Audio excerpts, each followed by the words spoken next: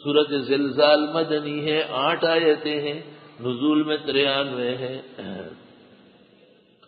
اور ترتیب میں 99 ہے۔ اس میں قیامت کے قریب زلازل کا بیان ہے۔ قیامت سے پہلے اور قیامت کے بعد زلزلے آئیں گے۔ حدیث میں ابھی ایک زلزلہ گزرا ہوگا اور دوبارہ شروع ہو جائے گا، ابھی دوسرا گزرا ہوگا اور تیسرا شروع ہو جائے گا۔ جن علاقوں میں زلازل آئے ہیں آج بھی اخبار میں آیا ہے کہ اب بھی وہاں زلزلے ہیں، اور بیچ بیچ میں پشاور میں بھی ایک کڑاچا دے دیتے ہیں، کراچی کا لیفٹنٹ ڈیفینس والوں کو بھی ایک دھکا دے دیتے ہیں کہ سیدھے ہوتے ہو یا نہیں۔ اذا کثر المعاصی کثر الزلازل، گناہ بڑھ جاتے ہیں زلزلے پیدا ہوتے ہیں۔ اذا کثر الزنا کثر الزلازل، زنا اور بدفعلی کے نتیجے میں زلزلے آتے ہیں۔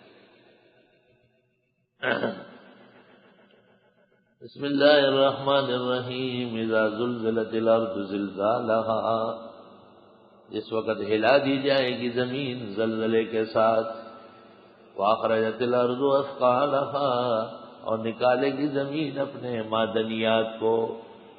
اثقال ثقل، بھاری پن، بوجھ جو زمین میں لدے ہوئے سب باہر آ جائیں گے، لیکن لوگ ہی نہیں ہوں گے۔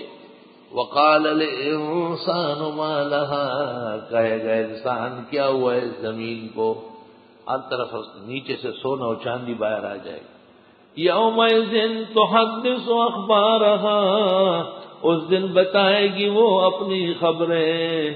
بأن ربک اوحی لها، بے شک تیرے رب نے وحی کیا، اس کو حکم دیا۔ یومئذ یصدر الناس اشتاتا، اس دن روانہ ہو جائیں گے لوگ گروہ کے گروہ، اس دن چل پڑیں گے لوگ گروہ در گروہ، اس دن واپس ہوں گے لوگ مختلف جماعتیں۔ لیروا اعمالہم، تاکہ دکھا دیے جائیں ان کو اعمال۔ فمن یعمل مثقال ذرۃ خیرا یرہ، جو کوئی عمل کرے ذرہ برابر بھلے کا اس کو دیکھے گا۔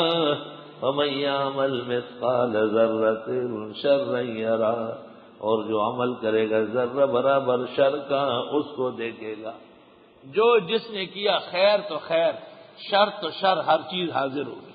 ووجدوا ما عملوا حاضرا، جو انہوں نے عمل کیے موجود پائے گے۔ ما لهذا الكتاب لا يغادر صغيرة ولا كبيرة الا احصاها، اس نام عمل کو کیا ہوا ہر چیز اس نے لکھی ہے، چھوٹی ہو یا بڑی۔ توبہ توبہ۔ اللہ تعالیٰ انجام بخیر فرمائے۔ حدیث شریف بخاری میں ہے، جناب نبی کریم صلی اللہ علیہ وسلم سے پوچھا گیا کہ حضرت گدھوں کی زکوٰۃ دینی ہے، تو آپ نے فرمایا اس سلسلے میں مستقل حکم تو نہیں آیا۔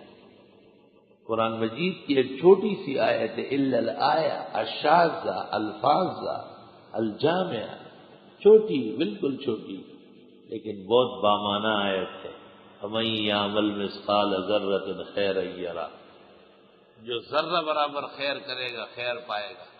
اس سے پتہ چلتا ہے کہ دینا چاہیے۔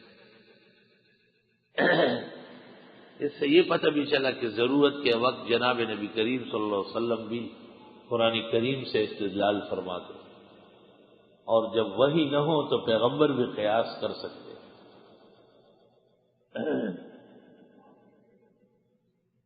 اللہ اکبر وللہ الحمد۔